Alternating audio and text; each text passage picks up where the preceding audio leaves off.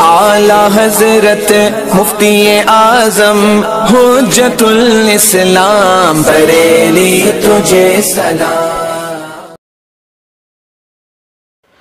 السلام علیکم ورحمۃ اللہ تعالی وبرکاتہ۔ مرکز اہل سنت جامعہ رضویہ منظر اسلام کے یوٹیوب چینل ہم سبق درس نظامی میں آپ کا خیر مقدم ہے۔ پیارے بچوں، جنہوں نے ہمارے چینل کو اب تک سبسکرائب نہیں کیا ہے وہ ضرور سبسکرائب کر لیں اور بیل آئیکن یعنی گھنٹی بھی بجا دیں تاکہ ہر ویڈیو کی نوٹیفیکیشن اطلاع آپ تک اپلوڈ کرتے ہی پہنچ جائے، اور اپنے دوستوں سے بھی شیئر کریں، اور بات پسند آئے تو لائک بھی کیا کریں، اور اپنے قلبی تاثرات کو کمنٹ کر کے بھی ضرور بتائیں۔ اب آپ کے سامنے جامعہ رضویہ منظر اسلام کے ایک اہم استاذ حضرت مولانا مفتی محمد ابراہیم صاحب قبلہ آپ کو نور الانوار کا درس دیں گے۔ آپ ان کے درس کو دھیان سے سنیں۔ بسم اللہ الرحمن الرحیم۔ وَاخْتَلَفَ عَمَلُهُمْ فِي غَيْرِهِ۔ ما سبق میں یہ ذکر کیا کہ ہمارے علماء کا عمل متفق ہے صحابی کی تقلید کے بارے میں، ان مسائل میں جو مدرک بالقیاس نہ ہوں، ٹھیک ہے، اس کی دو مثالیں ذکر کی۔ اب یہاں سے یہ بیان فرماتے ہیں کہ اگر مدرک بالقیاس مسئلہ ہے، مدرک بالقیاس، تو اب قیاس پر عمل کیا جائے یا قول صحابی پر، یعنی صحابی کی تقلید کی جائے گی یا نہیں، اس کے بارے میں ہمارے علماء احناف کا عمل مختلف ہے۔ کیا ہے؟ مختلف ہے کہ بعض علماء قیاس پر عمل کرتے ہیں اور بعض علماء قول صحابی پر عمل کرتے ہیں۔ جیسے کہ رأس المال کی مقدار کا بیان کرنا۔ کیا بیٹا؟ رأس المال، بیع سلم ہوتی ہے، پڑھا ہوگا کسی جگہ آپ نے قدوری وغیرہ میں بیع سلم کا بیان۔ تو بیع سلم میں جو ہے بیع سلم کہتے ہیں بیع آجل بعاجل، ایک حمزے سے ہے ایک عین سے ہے، ٹھیک ہے، بیع آجل بعاجل کا نام بیع سلم ہے۔ تو بائع کو کہتے ہیں مسلم الیہ، بائع کو کیا کہتے ہیں؟ مسلم الیہ، اور مشتری کو کہتے ہیں رب السلم۔ کیا بیٹا؟ رب السلم۔ اور مبیع جو چیز بیچی جاتی ہے نا اس کو مسلم فی، مبیع جو کہتی ہے مسلم فی، اور جو اس مبیع کے بدلے مؤجل ثمن دیا جاتا ہے، معجل ثمن دیا جاتا ہے، اس کو کہتے ہیں رأس المال۔ کیا کہتے ہیں؟ رأس المال۔ تو بیع سلم میں جو ثمن دیا جاتا ہے اسی کو کہتے ہیں رأس المال، رأس المال۔ تو رأس المال کا بیان کرنا، اس کا ظاہر کرنا، اس کی مقدار کو بیان کرنا یہ ضروری ہے یا نہیں؟ امام اعظم ابو حنیفہ رضی اللہ تعالیٰ عنہ یہ فرماتے ہیں کہ بیع سلم میں رأس المال کی مقدار کا اعلان شرط ہے، اعلان بیان کرنا، بتا دینا کہ یہ اتنا ہے، اگرچہ وہ رأس المال مشار الیہ ہو۔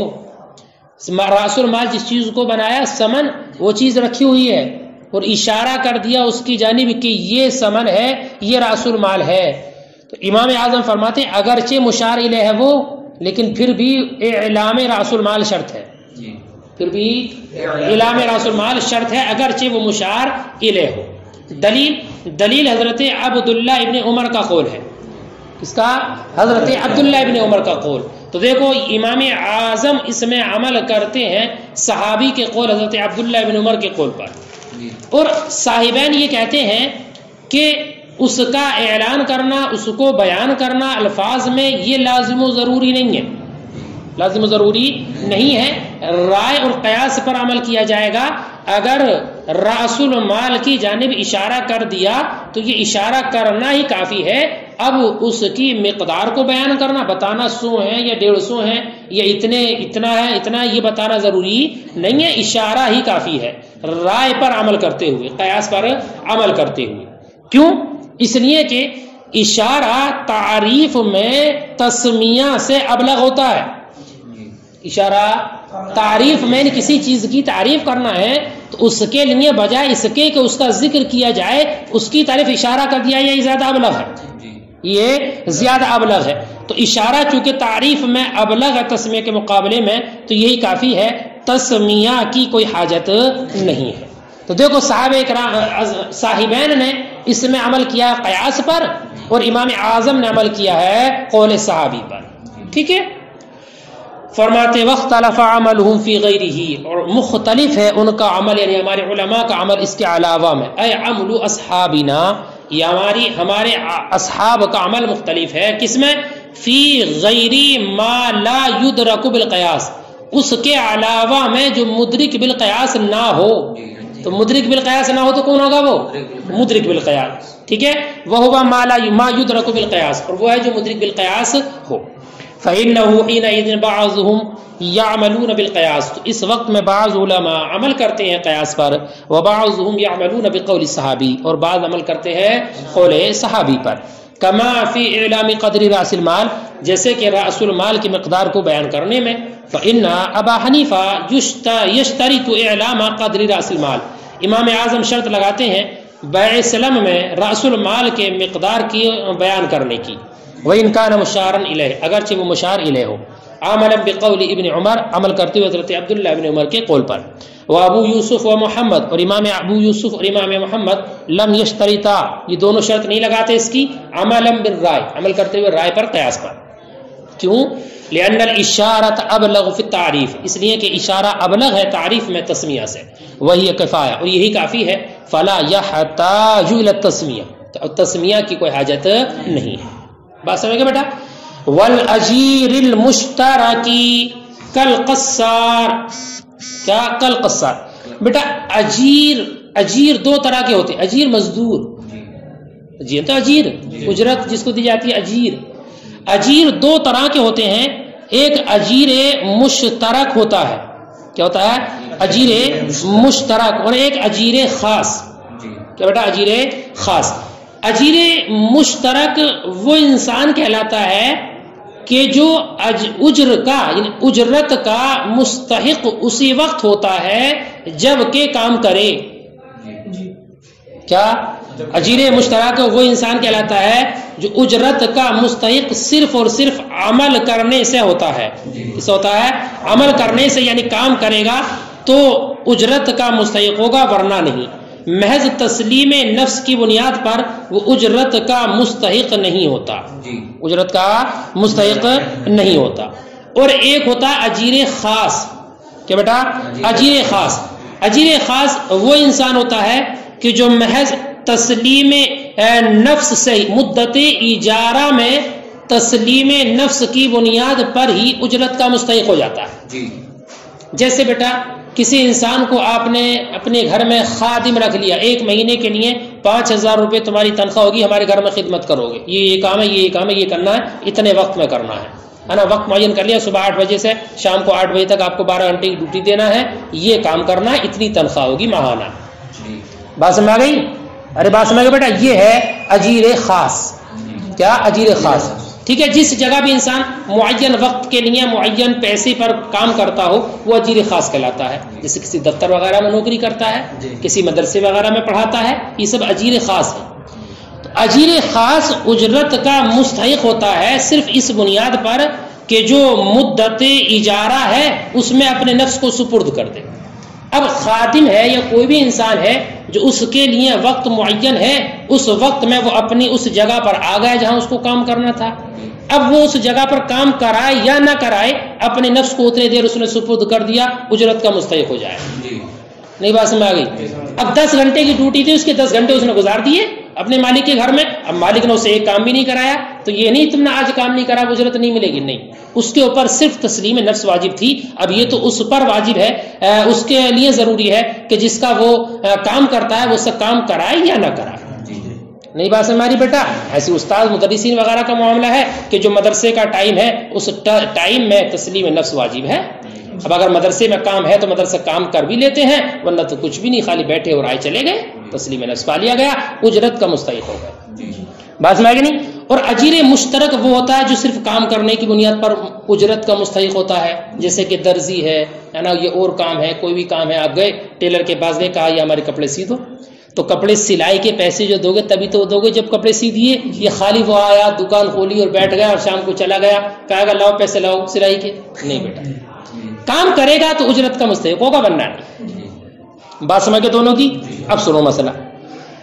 ایسی دھوبی کپڑا دھلنے والا, کپڑے آپ نے دھلنے کے لیے اس کو دیے تو کپڑا دھوئے گا تبھی تو اس کا مستحق ہوگا اجرت کا, ورنہ تو نہیں ہوگا. کپڑے رکھے رہے 8 دن اور واپس کر دی بغیر دھلے, اجرت کا مستحق نہیں ہوگا. بات سمجھے بیٹا. اجیر مشترک ہے. اب مثلا کسی دھوبی وغیرہ کو اس کو کیا کپڑے دھلنے کے لیے دیے, اب کپڑے اس کے پاس گم ہو گئے. کیا کپڑے اس کے پاس گم ہو گئے تو وہ ضامن ہوگا یا نہیں؟ ضامن ہوگا یا نہیں ان کپڑوں کا؟ تو صاحبین یہ کہتے ہیں کہ اگر کپڑا اس کے قبضے میں ضائع ہو گیا, گم ہو گیا, اور ایسی صورت میں ضائع ہوا ہے کہ اگر وہ اس کی چاہتا تو حفاظت کر لیتا, لیکن اس نے حفاظت نہیں کی, اس کی لاپرواہی کی بنیاد پر کپڑا ضائع ہو گیا, تو اب وہ ضامن ہوگا. جیسے کہ دکان کھلی چھوڑ گیا اور چلا گیا کہیں, کوئی آیا چرا کر لے گیا, تو یہ چاہتا تو دکان بند کر کے جاتا, کپڑا چوری نہ ہوتا. بات میں کہ نہیں. تو ایسی صورت میں یہ کپڑے کو ضامن قرار دیتے ہیں, اور اس میں یہ تقلید کرتے ہیں حضرت علی کی کہ انہوں نے درزی کو ضامن بنایا ہے لوگوں کے اموال کی حفاظت کے طور پر. کیا درزی کو کپڑے دیے سلنے کے لیے اور اس نے کپڑا ضائع کر دیا تو وہ ضامن ہوگا. بس میں آ گئی. اس کا مذہب ہے صاحبین کا.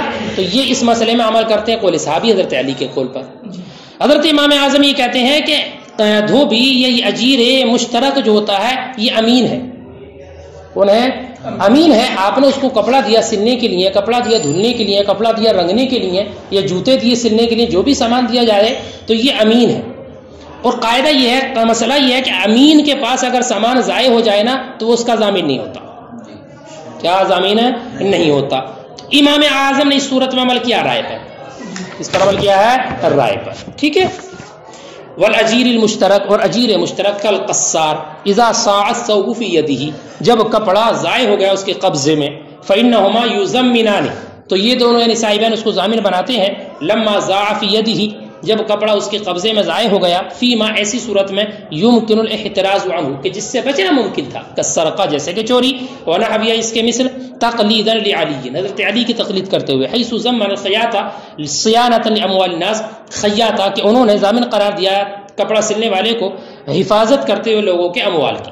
وقال ابو حنیفہ, اور امام اعظم نے کہا, انہ امین, کہ اجیر مشترک امین ہے, فلا یضمن کالاجیر خاص, تو یہ ضامن نہیں ہوگا جیسے کہ اجیر خاص. لما ضاع فی یدہ, کہ جب اس گم ہو گیا اس کے قبضے میں, جیسے کہ اجیر خاص ہے, اب اگر اس سے کوئی کام کرتے ہوئے کوئی نقصان ہو گیا تو وہ اس کا ضامن نہیں ہوگا. فهو اخذ بالرائے, تو انہوں نے لیا اس میں رائے کو. واما فیما لا يمكن الاحتراز عنہ, رہا اس صورت میں کہ ایسی چیز پالی گئی کہ جس سے بچنا ممکن ہی نہیں تھا, یعنی آپ نے کپڑا وغیرہ کسی کو دیا, ٹیلر کو یا دھونے والے کو, اور ضائع تو ہوا لیکن ایسی وجہ سے ضائع ہوا کہ جس سے بچنا ممکن نہیں تھا. مثلا جس جگہ پر وہ سامان رکھا ہوا تھا وہاں پر آگ لگ گئی اچانک, ہوتا دکان وغیرہ میں آگ لگ جاتی ہے, گھر میں آگ لگ جاتی ہے, اور اس آگ کی بنیاد پر وہ کپڑے وغیرہ جل گئے. اب بیٹا یہ ضامن نہیں ہے, یہ ضامن نہیں ہے چونکہ اس کی اس میں کوئی کوتاہی نہیں ہے.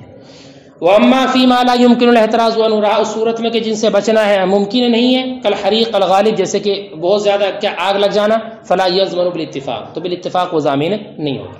فرماتے ہیں وهذا الاختلاف المذکور بین العلماء, اور یہ اختلاف جو ذکر کیا گیا ہمارے علماء کے درمیان, فی وجوب التقلید وعدمہ, صحابی کی تقلید کے واجب ہونے اور نہ ہونے کے درمیان, فی کل ما, اس صورت میں ہے ثبت عنہم, جو ان سے ثابت ہو, کن سے؟ صحابہ سے, من غیر خلاف بینہم, ان کے آپس میں اختلاف کے بغیر. ایسا مسئلہ ہو جو صحابہ کے درمیان مختلف فی مسئلہ نہ رہا ہو, ومن غیر ان یثبت, اور بغیر اس کے وہ مسئلہ ہو کہ یہ بات ثابت نہ ہو, ان ذالک بلغ غیر قائلہ, کہ وہ مسئلہ پہنچا اس کے قائل کے علاوہ کو, فسکت مسلما لہ, تو اس کو سپرد کرتے ہوئے, اس کو قبول کرتے ہوئے ساکت رہے, خاموش رہے. ٹھیک ہے. یعنی فی کل ما قال صحابی, یعنی ہر اس کے بارے میں ہے جو صحابی نے کوئی قول کیا, ولم یبلغ غیرہ من الصحابہ, اور اس کے علاوہ کسی صحابی کو وہ نہیں پہنچا, فحینئذ, تو اس وقت میں اختلاف العلماء فی تقلیدہ, تو ہمارے علماء کا اس کی تقلید کے بارے میں اختلاف ہے. بیٹا بات سمجھ گئے کہ کسی صحابی کا کوئی ایک کا قول ہے اور صحابہ کے درمیان اس میں کوئی اختلاف بھی نہیں ہے, اور یہ بھی نہیں کہ کسی دوسرے قائل کو وہ بات پہنچی ہو کہ انہوں نے اس کو سکوت اختیار کیا ہو، بلکہ یہ ہے کہ صحابی کا قول ہے اور صحابہ میں سے کسی دوسرے کو صحابی کو پتہ بھی نہیں چلا اس کا نا۔ تو اب ہمارے علماء کا اختلاف ہے، بعض اس میں تقلید کرتے ہیں اور بعض تقلید نہیں کرتے ہیں۔ لیکن اگر یہ صورت ہو کہ کسی صحابی نے کوئی بات کہی اور پھر وہ دوسرے صحابی تک پہنچ گئی، تو اس کی دو صورتیں نکلیں گی۔ پہلی تو یہ کہ وہ صحابی اس کو جن کے پاس وہ خبر پہنچی اس کو تسلیم کرتے ہوئے خاموش رہے یا اس کا اختلاف کیا، ٹھیک ہے۔ اگر خاموش رہے، ایک صحابی کا قول ہے اور صحابہ تک پہنچا اور انہوں نے خاموشی اختیار کر لی، تو صحابہ کا خاموش رہنا اجماع بن جائے گا کہ بیٹا اجماع بن جائے گا، لہذا اب اجماع کی تقلید واجب ہوگی۔ اور اگر مخالفت کر دی، اس کا انکار کر دیا، تو اب یہ ایسا ہی ہوگا جیسے کہ دو مجتہدین کا اختلاف، کیا دو مجتہدین کا اختلاف۔ اب مقلد کے لیے، تقلید کرنے والے کے لیے ضروری جائز ہے کہ وہ تمام جو مجتہدین ہیں ان میں سے جس کے مذہب پر اور جس کے قول پر چاہے عمل کر لے، ٹھیک ہے۔ فحینئذ، تو اس وقت میں اختلف العلماء فی تقلیدہ، اختلاف کیا ہمارے علماء نے اس کی تقلید کے بارے میں۔ فبعضهم یقلدونہ، تو بعض ان کی تقلید کرتے ہیں، وبعضهم لا، اور بعض نہیں کرتے۔ واما اذا بلغ صحابیا آخر، لیکن اگر وہ قول پہنچا دوسرے صحابی کو، فانه لا يخلو اما ان يسكت، تو یہ خالی نہیں ہے یا تو وہ سکوت سے خاموش رہے، هذا الاخر، یہ صحابی دوسرے والے، مسلم اللہ، اس کو تسلیم کرتے ہوئے، او خالفہ، یہ اس سے مخالفت کی، فإن سکت، تو اگر وہ خاموش رہے، کان اجماع، تو خاموشی اجماع بن جائے گی۔ فیجب تقلید الاجماع باتفاق العلماء، تو اجماع کی تقلید کرنا واجب ہوگا تمام علماء کے اتفاق سے۔ وإن خالفہ، اور اگر دوسرے صحابہ نے اس کی مخالفت کی، کان ذلک بمنزلۃ خلاف المجتہدین، تو یہ مجتہدین کے اختلاف کے مرتبے میں ہوگا۔ فللمقلد ان يعمل بأيهما شاء، تو مقلد کے لیے جائز ہے کہ ان میں سے جس پر چاہے عمل کر لے۔ ولا يتعدى الى شق الثالث، اور تیسری شق کی جانب متعدی نہیں ہوگا، یعنی یا تو قبول کیا ہوگا یا اختلاف کیا ہوگا، اس کے علاوہ تیسری کوئی صورت نہیں ہے۔ لأنه صار باطلا باجماع، اس لیے کہ یہ باطل ہو جائے گا اس اجماع کی بنیاد پر، المرکب من هذين الخلافين، جو مرکب ہے ان دو اختلافوں سے، ٹھیک ہے، على بطلان القول الثالث، تیسرے قول کی بطلان کی بنیاد پر۔ هكذا ينبغي ان يفهم هذا المقام، ایسے ہی مناسب ہے کہ سمجھ لیا جائے اس مقام کہ تیسری صورت اس میں نہیں نکلے گی، اس لیے کہ اگر تیسری صورت نکلے تو باطل ہوگا جو اجماع ہوگا ان اختلافات کے مرکب ہونے کی بنیاد، ٹھیک ہے۔ یہاں تک بیٹا صحابی کی تقلید کے بارے میں ذکر ہوا، علماء کا اختلاف ذکر کیا۔ اب آگے ایک صورت اور ذکر کریں گے کہ تابعی کا اگر قول ہو، ان کا اپنا کوئی قول ہو، اپنا مذہب ہو، تو اس کی اتباع کی جائے گی یا نہیں کی جائے گی۔